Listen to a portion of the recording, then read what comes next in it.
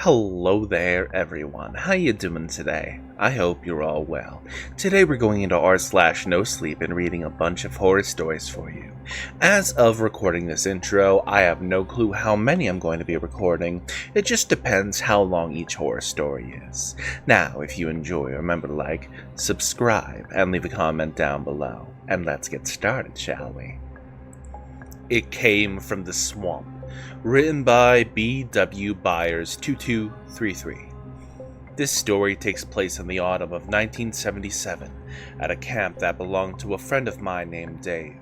I worked with Dave at Fisher Body, one of the automobile factories owned by General Motors. Dave had a camp in a swampy area and had agreed to let me bear the hunt out of it. I wasn't alone on this bear hunting trip. My companions were my wife Sarah, my little sister Whitney and her husband Clive, and my hunting buddy Rick. There are many stories I could tell you about it, but I will refrain. Both Rick and I brought our bear hounds with us. The hounds pick up a scent and run the bear until it trees, and then the hunters move in towards the tree for the kill. Bears have been known to kill or injure many a dog when they come out of the tree, but I have been very successful hunting the bears in the UP, and by God's grace have never lost a single dog. Enough of that, let's get on to the tale. Bear season opened September 10th, and we were up for a 2-week hunt. We had gone bear hunting that morning, and we run a bear, but it avoided us. So we went back to camp. There was me, Rick, Clive, Whitney, and Sarah. Me, Rick, and Clive were sitting there, and we got up and started a fire. We just sat around chit-chatting while the girls were in the cabin making dinner from a raccoon Rick had shot the day before. We fed our hounds, and just before the girls called us in, all my dogs I had tied up around the edge of the swamp jumped up and went right to the edge of their chain and started barking at the swamp. We were looking down there, but it was just dark enough to where we couldn't see anything. Then all at once, every dog went back to the tree I had them tied to and laid down except one. They were all shaking and shivering except for that one dog. That little shotgun. She was my little blue tick hound. She had all finally laid down, but she didn't act so scared as the others. Every one of Rick's dogs ran right into their doghouse. It was the strangest thing. If it had been a bear, they wouldn't have acted like that. They would have wanted to go after it. We went ahead and went in and had dinner. Then we went back out the night and had the fire going. So we sat around and talked about the events of the day. The girls made dessert and called us in, so we went in and played U-Tree. That's what we play in Michigan. We was really warm for September that day, and after we had got done playing cards, we all got ready for bed. We never thought about latching the screen door because of how hot it was that night. So we went to bed, and in the morning I heard that screen door open. And at 1 a.m. I heard the screen door squeak open and then thud shut. I heard something open, and then I heard it stirring in the kitchen. The cabin was just 2 rooms. The dining room and bedroom were just one big room, and there was also a living room. There was no electricity, so it had a gas lantern hanging from the ceiling that hung down about a foot. The only other source of light came from the full moon coming in through a big picture window. There was a full-sized bunk, and Rick was in the top bunk, and Sarah and I were in the bottom. You could see almost like daylight in the kitchen, and all at once I could hear something moving around. Whatever made the noise walked right in front of the table and turned just like it knew right where we were. It was standing right under the light, and it was humped over, so it couldn't hit its head on the light. Its arms were hanging down. They seemed like they were way past its knees because it was bent over, and it was just standing there, staring at us. It looked right at me, and then I raised one on my elbow, and I was watching it. At first, I thought it was a bear, but then I realized it couldn't be because of its ears. I could see plain as day they were on the side of its head like a human, not on the top like a bear. It just stood there staring at us. Every one of our guns were out in the trucks. We had never had a gun in the cabin, which is probably a good thing. If I had tried and failed to get a gun, we might have all gotten killed. I just laid there, and it kept staring at us, but it would just stand there. It would move its head and shift itself, but then it would just keep staring at us. And my dogs were outside just whining and carrying on, scared to death. If it would have been a bear, they would have gone nuts, but they were just whining. I had a big 8-cell battery flashlight we would sit between the bunk bed and the day bed. It was there in case someone had to go to the bathroom in the middle of the night. They could just reach down there and get the light. It wasn't there. It was always there. I was going to turn it on. I wanted to know exactly what it was. I didn't know whether Whitney had gotten it and went out earlier to use the bathroom and didn't put it back, or what, because it was always put back in that one spot. It just watched me while I was reaching around, and that's when I thought to myself, we were all Christians, so if he attacks us, we would be fine. He stood between us and the only door out of the cabin. We would have had to gone through him, or around him. There was no other way out of there. Finally, I pretended like I was sleeping in an effort to make it go away. When I opened my eyes to take another peek, I saw that it had moved towards us. It was only about 5 feet from where I was laying. I started to panic and was getting ready to start fighting if I needed to. But then I heard the screen door open and thump shut. The dogs were just scared to death, but it never seemed to bother any of the dogs, so it just left. I just laid there and I couldn't go back to sleep.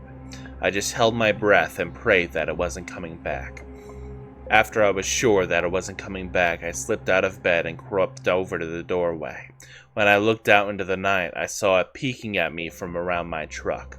My blood ran ice cold, and I quickly, yet quietly, closed the main door and deadbolted it shut. Around 2:30 a.m., my sister Whitney woke up and had to go pee. She came over to me and said, Wyatt, what in the world is wrong with those dogs?" Trying not to cause a panic, I said, "I don't know why." She said, "Just listen to them. They're out there crying. There's something wrong." After a long and probably suspicious pause, she said, "I really have to pee. Will you walk out to the toilet with me?" Wanting to do literally anything other than that, I said, "Yeah, sure I will." I reached out for the flashlight again and I asked, "Where's the flashlight? I usually keep it here." And then she said, "Oh, I put it on the nightstand." And I reached over, and instead of putting it between the beds, she had set it on the nightstand. She pointed at the nightstand and said, "I just set it up there. Figured it made more sense than having it between the beds where it can get lost." And probably for a good reason. There's no telling what might have happened if I had pointed a flashlight at that thing. But anyway, I walked her out. I walked her, and she took the flashlight, and I stood halfway between the outhouse and the cabin. She went to the bathroom, and when we came back in, the dogs were still shook up. She shook her head and said, "I wonder what's going on. Something has them all shook up." Well, I didn't want to tell her anything. I was the only one that saw it, and as far as I could tell, we were safe now. Then off of the distance, I heard a snap of a branch or something. Wendy stopped and asked, "What is going on, Wyatt?" I assured her that it was just a raccoon, and we went back inside and went to bed. She gave me a curious look when I deadbolted the door, but she didn't say anything. By the time we got back to our beds, the dogs had settled down a bit. I took that as proof we were going to be okay. I slept a little, and I got up at about 5 in the morning, because we were like to leave at daybreak to go looking for bear tracks. I started breakfast while the others woke up. We had eggs, potatoes, and some breakfast sausage. I started it, but Sarah finished making it. While they finished making breakfast, I put the dogs in the dog boxes on the truck. After breakfast, about 5:30 a.m., we all headed out. Whitney and Clive were in the truck, and the rest were in my truck. Dave had a cable across his drive, and after we got through the cable and down the trail about 300 yards, I got my dog Sport out. I would always put one dog down out in front of the truck and just drive slowly behind him as he went down the trail. He would go after the bear, I would jump out of the truck and get the other dogs and send them after them. We went down like this one game trail, and he acted squirrely, like he didn't want to. He usually would drift back and forth, but this time he stayed right in front of the truck. He would go down a ways and then he'd stop and look back at me, nervous as a cat in a dog kennel. We walked this game trail all the way down to the highway where Rick and Sarah met us, and I got him and loaded him back into the truck. When we went south on the highway toward the cabin, about 3/4 of a mile, and turned left on a trail that headed toward a lake that we knew bears like to hang around. There's a big cherry tree that the bears couldn't resist. At that time of the year, they are dead ripe, and the bears were getting fattened up for hibernation. I went over to the cherry orchard and took Sport all through. There, looking for a tracks or a scent trail. We almost would always start a bear in there, and he just didn't act right, so I loaded him back in the truck. We went back down the road and turned south about 1/8 of a mile to the little trail where we went. There was a little lake that I mentioned. I loaded him back up and drove northeast around the lake because he was a bit too bulky for me. Then when I got him back out, he caught a whiff of something and froze in his tracks. He smelled something he really didn't like, but after some coaxing, I got him to keep going. So in the meantime, I'm sitting on the hood of the truck so I can watch him better, and Sandra was driving the truck, so I had her stop, and I slid off the truck and I started walking with Sport. Sport went down this trail, and I walked down the trail beside him. The trail comes to a point on the backside of the lake. The swamp ran all the way from the cabin down to the lake. I followed him all the way to the end of that trail, and he came to the end of that point and threw his nose up in the air and just stopped. He just froze, staring down at the lake. He kind of growled a little bit, and all the hair jumped up from his tail to his nose. It just bristled straight up, and he just stood there staring into the swamp.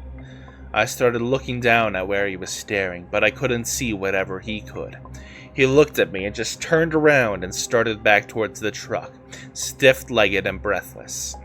I followed Sport walking just as hard as I could go.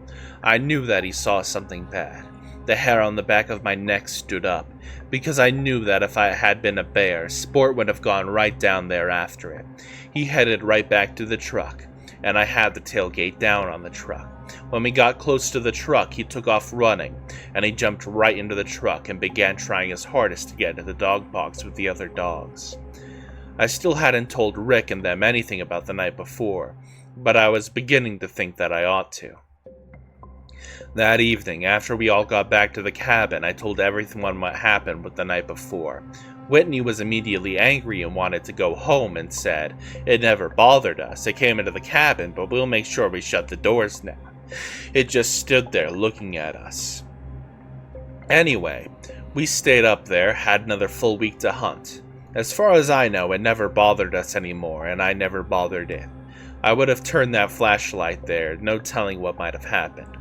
4 months later, while Dave is on my lunch break at Fisher Brody, he told me that he went back to his cabin for a weekend getaway, and when he got there, he saw that his cabin had been broken into and trashed. The only thing in there that wasn't ruined was the one the bottom bunk, the bunk that Sarah and I were sleeping on.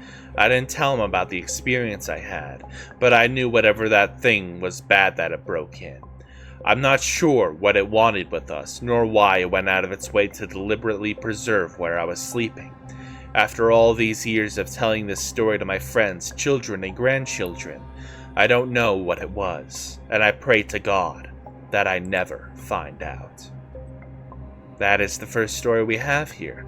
I'm going to read another one right after getting a drink. I will be right back. Our next story is written by Insomniac Journal, called I've Been Praying for the Smell to Go Away. Hello everyone, my name is Cheryl. I'm 71 years old and I live in a small rural town in Montana. I posted this in r/DIY last week, but they recommended I post it here instead. Every October, my house is filled with the most disgusting and rotten smell, and I get a lot of flies. I can smell it on both floors, and it makes me want to vomit.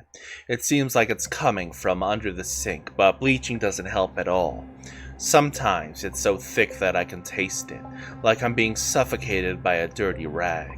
It clings to my hair and clothes. People at church have begun to look at me strangely. I called my son, and he said it could be a dead animal or rotten food, but I don't think it is. The smell only lasts a week, and it usually starts around halfway through the month and ends just after November begins. Also, it doesn't only smell like something rotten. Sometimes it reminds me of my curling iron, like the steam that comes off my hair when I leave it in place for too long. My son told me to check something called the P-traps under the sink, but I don't know how. My husband used to do all the repairs around the house. He used to do the repairs for the church too, even though he was the pastor. He passed away a year ago from COVID and said he couldn't smell it. It bothered me even before he got sick. He said it was all in my head. I remember the first time it came, he went quiet that night and wouldn't let me open the bathroom door. It was strange that he couldn't smell it. He could still taste my cooking enough to complain, but the doctor says sometimes that happens with COVID. I tried to follow a YouTube video on how to open P-traps, but water got everywhere. I had to use my nice towels to clean it up. They're ruined now because they got an oily black stain on them that won't wash out, no matter how many times I run them through the machine. My son lives several states away, so he can't come check the pipes for me. He refuses to visit ever since he got in an argument with my husband about what happened to that neighbor's boy. My husband did some things that I'm not proud of, but God is forgiving. Still, sometimes when the house settles at night, I think I can hear the boy's delighted screams when he still played in the church's halls. I called a plumber, but he is booked until late November, and the smell will be gone by then. I opened the windows and lit candles to hide the smell, but no one visits anymore. I miss the company. The church ladies used to stop by after I fell last year, but I think the smell drove them off. There is a bathroom connected to my late husband's office. The drain in there hasn't drained right for several years, no matter how much my husband used to plunge it. I don't go in there often, so when I did last year, the smell was very strong. I started feeling sick and dizzy. I tripped on the rug on the way out of the bathroom, broke my hip, and haven't been up there since. The smell started up again yesterday, and I swear it's stronger than it was last year. It settles in my throat and stings my lungs. I can hardly breathe without feeling sick. Also, when I went to the bathroom last night, the cabinets were warm. The pipes beneath were so hot I didn't dare touch them. The water came out boiling from the tap. So hot it steamed and hissed against the sink. I thought of hell when I saw it. I am not sure what to do. If you have any advice on what it could be or what I should do, please reply. My house is from the 1800s, if it helps. I've been praying the smell will go away, but maybe it's not supposed to. What if God is punishing me? That is the end of that story. I wonder what you're going to infer from the story yourself. Please leave a comment saying what you think the lady is dealing with. Now on to our last story of the day. That is the end of today's video. I hope you all enjoyed. Remember to check out my horror story playlist if you want more of it. And maybe hit that hype button if YouTube has it enabled for my channel right now. I don't know why, but it's not seeming to be available for me, so if you could test that out, that would be wonderful. See you next time.